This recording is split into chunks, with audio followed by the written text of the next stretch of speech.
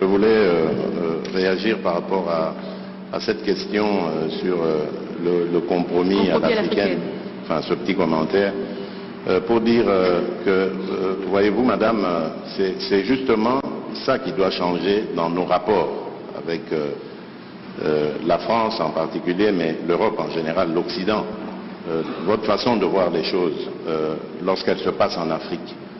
Quand il y a des irrégularités aux élections américaines, on ne parle pas de compromis à l'américaine.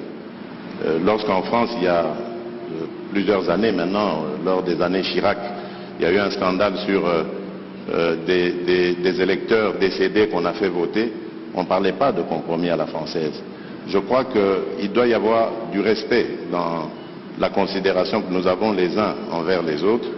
Nous n'avons aucunement l'intention de galvauder l'opinion de nos électeurs. Le processus électoral est entamé.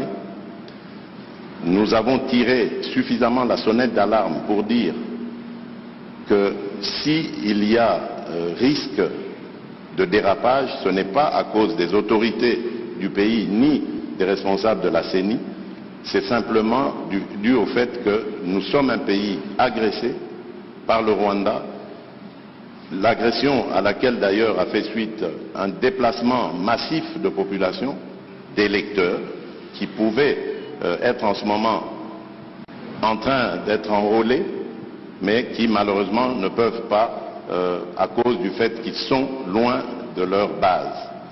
Et à cause de cela, nous risquons de prendre du retard dans l'enrôlement.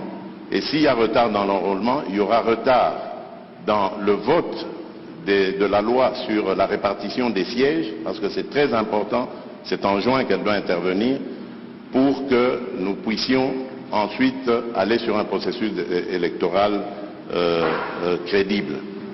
Sans cela, jusqu'à ce stade, je ne sais pas comment nous allons nous y prendre. Est-ce qu'il faut stopper le processus d'enrôlement des électeurs en attendant que la paix revienne, avec le risque que cela impacte sur le respect du calendrier, ou faut-il continuer le processus en ne prenant pas en compte les populations nombreuses de déplacés de guerre?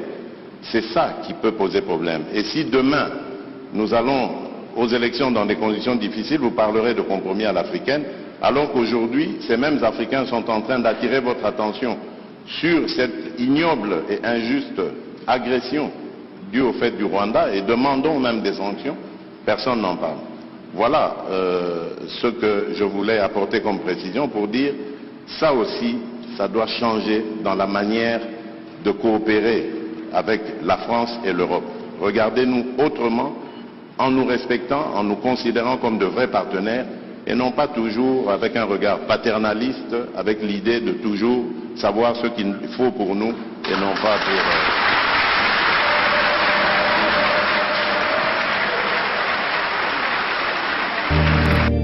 Faki, fils d'Abraham.